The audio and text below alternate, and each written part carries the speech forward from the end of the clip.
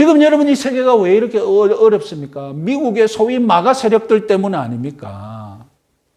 다 복음주의자들이잖아요. 미국의 극우의 복음주의자들이잖아요. 트럼프가 성경 갖고 노니까 홀딱 반해가지고 막 어디 가도 성경 내놓고 뭐 툭툭툭툭 치고 뭐 이러니까 트럼프라고 하고. 지금 트럼프가 전 지구적인 기후 위기를 사기라고 믿고 있는 사람입니다. 그가 왜 그렇게 믿었을까요? 마가 세력들이 다 그렇게 믿기 때문입니다. 트럼프가 최근에 유엔 연설에서 아예 유엔에서 연설하면서 기후 위기는 사기다라고 말했지 않습니까? 왜 그런 믿음을 가지게 되었습니까? 기후 위기를 조장한 사람들이 미국 민주당 사람들이다라고 자기들은 믿고 있는 거예요. 유명한 그 엘고 여러분 아십니까? 그 기후 환경 운동 하시고 했던 그 엘고 부통령 전부 미국 민주당 계열의 학자들과 그 정치인들이 기후 위기를 조장했다고 사기극이라고 마가 세력들과 심지어 신학자들도 미국의 신학자들도 기후 위기를 없다고 기후 위기를 조작된 것이라고 믿는 신학자들이 있고 그 신학자가 쓴 책을 우리나라 출판사가 번역해가지고 버젓이 우리나라 지금 기독교 서적 안에도 기후 위기는 사기다라는 가르치는 신학자들의 책이 번역돼가지고 인기가 좋아. 그런 신학자의 책이 지금 불티나게 팔려나가고 있다는 것 아닙니까? 다 창조과학자들을 믿는 창조과학을 믿는 그런 신앙인 거예요. 하나님이 기후위기를 만들 수 있도록 기후위기가 생겨나도록 지구를 창조하지 않았다. 하나님은 이 지구가 기후위기를 스스로 극복할 수 있도록 창조했다. 그렇게 믿는 창조과학자들이 기후위기를 부인하고 있잖아요. 르우벤은 자기 아들들을 죽이더라도 내가 책임을 지겠다. 자기는 쏙 빠지고 지금 미국에서도 사람을 죽였더라도 임무를 완수하는 일이 벌어지고 있잖아요. 아이스 들어보셨죠? 이민 단속국 요원들이 멀쩡한 미국 시민들을 총 쏴서 죽이는 장면 보셨지 않습니까? 저는 그 사람들이 분명히 백인 우월주의에 KKK단 있잖아요. 여러분 KKK단 들어보셨죠?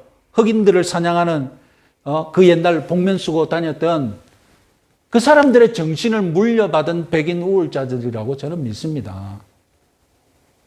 그래야만 사람을 그렇게 다룰 수 있죠.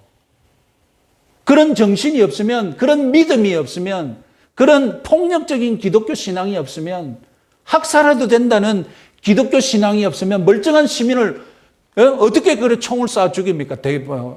대로변에서. 저는 그 사고방식을 도저히, 여러분 그 사고방식을 이해할 수 있습니까? 그 사고방식 안에는 믿음이 있는 거예요. 이슬람과 같은 믿음, 이슬람과 같은 전투적인 믿음, 내가 길거리에서 사람을 쏴도 된다는 르우벤의 신앙, 트럼프의 신앙, 마가의 신앙이 나는 죽어서는 안 되지만 다른 사람을 죽였어라도 임무를 완수하겠다. 그런 극단적인 믿음입니다. 우리나라에도 비슷한 믿음이 있죠. 최근 몇 년간 한국 교회가 한국 극우의 온상이었음이 드러났습니다. 교회 장로 권사들, 목사들이 다 한국의 극우 신앙을 퍼뜨리고 극우주의자들인 것을 드러났습니다. 제가 금주에 요양보호사 강의를 듣는데 치매에 대해서 집중적으로 강의를 하거든요. 치매 환경, 뭐 자세히 들어보니까 자꾸 누가 떠오르는 거예요. 한국 극우의 특징도 태극기 부대들이 마치 치매 환자처럼 똑같은 증상이 있는 거예요. 치매 환자 같더라고요, 진짜. 여러분, 신앙이 가상세계에 갇혀 있으면 안 됩니다. 우리의 신앙은 믿지 않는 사람들과 같은 세상에서 살고 있는 것이지, 내가 신앙이 좋다고 나만의 다른 세상을 만들어서 그 속에 살아서는 안 됩니다. 우리들에게 진정으로 필요한 것은 좋은 신앙을 가졌다면 그 다음에는 현실에 잘 적용할 수 있는 지혜. 그래서 이 땅에 발 딛고 사는 사람들에게 설득력이 있고 감화를 시킬 수 있는 그런 신앙을 보여줘야죠. 예수님께서 제자들에게 뱀같이 지혜롭고 비둘기같이 순결하라고 권면하셨지 않습니까? 얼마나 어렵습니까?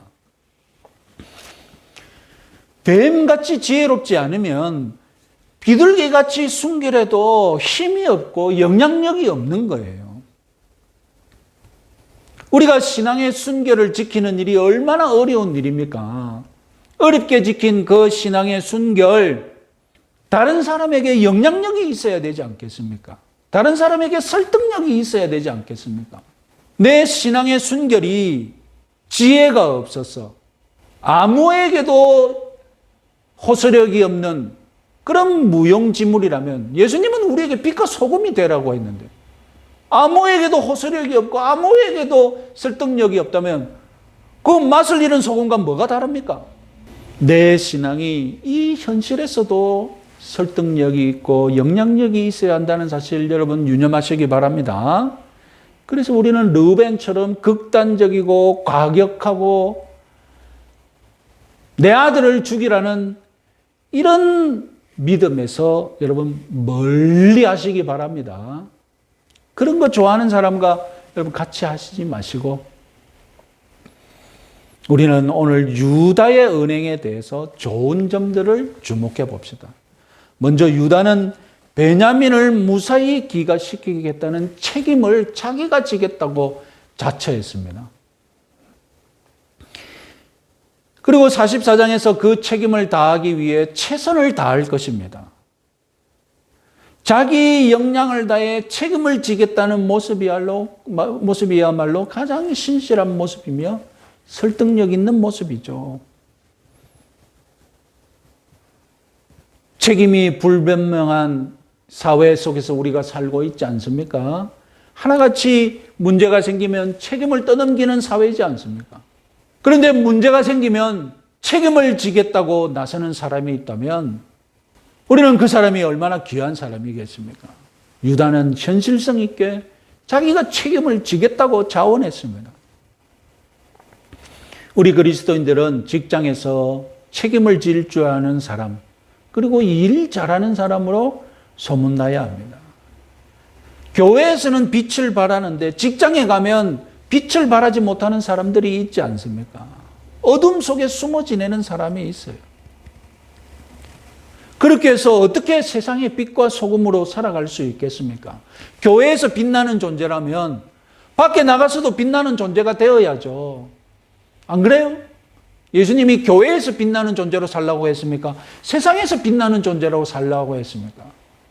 책임을 거부하고 책임을 지지 않으려는 이 세상 속에서 여러분들은 책임을 자처하는 사람으로 빛나시기 바랍니다. 다음으로 유다는 자기를 희생하여서 베냐민을 보호하려는 신앙을 가지고 있었습니다. 유다는 베냐민을 구출하기 위해 자기 목숨을 걸었습니다. 자신을 담보로 베냐민을 이집트로 데려갔고 아버지에게 행한 약속을 지키기 위해 베냐민을 지키기 위해 정말로 자기 목숨을 내어놓습니다. 나중에 이 모습 때문에 요셉은 감동받고 자기 정체를 드러내게 될 것입니다. 다음 주에 44장에서 그 장면을 확인할 것입니다. 다른 사람을 구원하기 위해 목숨을 내놓겠다는 약속대로 자기 목숨을 내어놓는 일, 이것이야말로 하나님의 성품을 잘 보여주는 일이잖아요. 하나님은 자신을 희생하는 자를 사랑하십니다. 한 알의 밀이 되어서 기꺼이 땅에 떨어져 죽으려는 자에게 하나님은 많은 열매를 허락하십니다. 자기의 생명을 사랑하는 자는 잃어버리게 하시고 자기의 생명을 미워하여서 많은 사람에게 자기의 목숨을 내어놓는 자를 하나님이 영생하도록 축복하실 것을 믿으시기 바랍니다. 자기를 희생하신 분이 바로 예수님이시잖아요. 왜 예수 그리스도가 유다의 후손으로 오시는지 여러분 감이 잡히십니까? 유다는 다른 사람을 위해 십자가를 지길 자처했던 겁니다. 시간 순서상으로 보면 유다가 예수님을 닮은 것이 아니라 예수님이 유다를 닮은 것이죠. 신앙생활을 하고 싶은데 자신을 희생하지 않으려는 분들이 요즘 많습니다. 교회는 다니고 싶은데 편하게 다니시려는 분들도 많습니다. 그래서 붙여진 별명이 뭐가 있습니까? 소파 크리스찬이라는 말이 있지 않습니까? 소파에 편안하게 누워서 신앙생활을 하고자 하는 사람들을 가리키는 말이죠. 예수님이 우리에게 제일 큰 사랑을 가르쳐 주셨죠. 사람이 친구를 위하여 자기 목숨을 버리면 이에서 더 큰 사랑이 없느니라. 그래서 예수님은 정말로 친구를 위해 죽음의 십자가를 지셨지 않습니까? 진정한 사랑은 남을 섬기기 위해 자신을 희생하고 포기하는 것인 줄 믿으시기 바랍니다. 유다의 자기 희생을 본받으시기 바랍니다. 마지막으로 요셉의 은행에 대해서도 우리가 주목할 점이 있습니다. 마침내 요셉은 같은 어머니 태생의 동생 베냐민을 보게 되었습니다. 그런데 요셉은 서두르지 않고 특별한 시간과 장소를 마련합니다. 그래서 청지기에게 점심을 준비하도록 명령하고 형제들을 요셉 자기 집으로 가게 했습니다. 형들은 애굽의 총리가 자기 집으로 데려가니까 오히려 더 겁이 났죠. 이거 분명히 우리를 족치려고 막 따로 데리고 가는갑다. 그래서 질에 겁을 먹고 요셉의 청지기를 붙잡고 사정을 설명하고, 요셉은 점심시간에 집에 왔고 정말 오래간만에 형제들과 함께 식사를 하였습니다.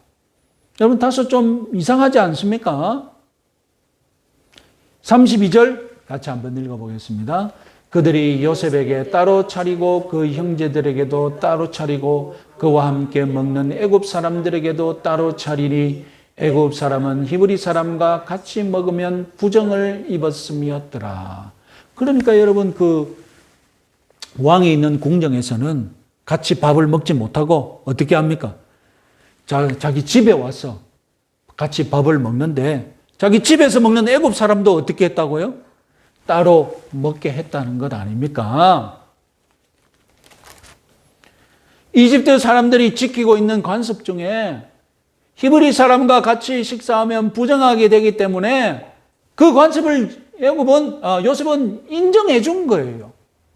이집트 나름대로의 그런 관습, 그런 풍습을 요셉은 인정해 줬던 겁니다. 그래서 우리가 겸상하지 말자, 알았다, 그 각상을 차리게 했던 겁니다. 요셉은 지금 애굽의 총리입니다. 애굽의 총리로서 애굽의 습관을 존중해 주었던 것입니다. 완벽한 애굽의 총리로서 요셉은 굳이 이집트인들이 싫어하는 일, 금기시하는 일, 터부시하는 일, 그래 인정해 주었던 겁니다. 이렇게 완벽하게 애굽의 총리로서 살아가고 있는 모습, 여러분 우리가 지금 요셉은 하나님의 백성이면서 하나님을 믿지 않는 애굽 사람들과 같이 살아가는 지혜를 보여주었지 않습니까? 만약에 유다 왕국, 다윗 왕국이었다면 이런 일이 있을 수 없겠죠. 그렇잖아요. 다윗이 지배하는 유다 왕국이었으면, 그죠? 이런 일이 없을 텐데 요셉은 지금 어디에서 살고 있습니까? 애굽이라는 불신 왕국 속에서 살고 있지 않습니까? 그래서 요셉의 이런 처신은 오늘날 불신 세계에 살고 있는 우리들에게 좋은 본보기가 된다는 것입니다.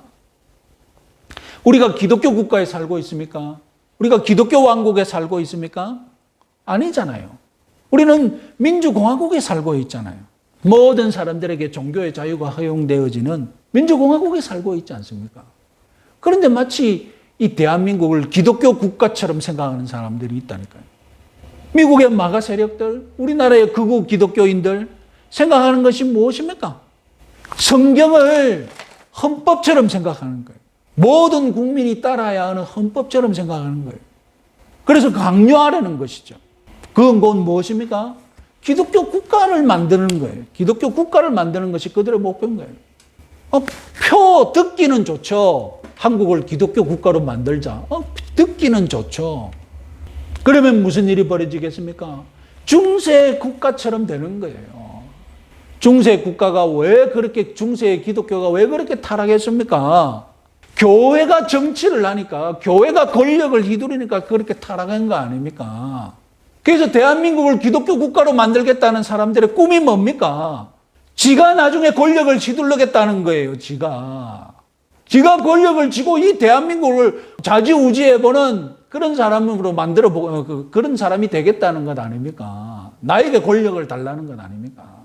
그러면 중세 기독교가 되는 거예요. 우리나라는 중세로 돌아가는 겁니다. 이란으로 돌아가는 거예요. 이란의 문제점이 뭡니까? 이란은 이슬람의 율법이 지배하는 사회잖아요. 이슬람 율법이 싹 사라지고 기독교 율법이 그 자리에 들어서면 그 기독교 왕국이 되는 것이고 그게 중세 국가가 되는 것이고 그러면 기독교도 중세 기독교가 되는 거예요. 요셉처럼 불신자들의 권리, 불신자들의 풍습, 불신자들과 함께 살아갈 수 있는 그런 지혜로운 그리스도인들이 되시기 바랍니다. 기독교 국가가 되어야 되겠다. 그래서 믿지 않는 사람들을 막 강제로 개종시키고 왜 예배 안 드려? 때려잡고 그런 마가식의 기독교 국가를 여러분 만들려고 하지 마십시오. 그건 우리 하나님이 기뻐하시지 않는 일입니다. 일상생활에서, 직장에서, 학교에서 여러분 성실하게 설득력 있는 그리고 이 현실 파악을 지혜롭게 하고 믿지 않는 사람들과 잘 어울려 살아갈 수 있는 그런 신앙생활 하시는 여러분들 되시기 바랍니다.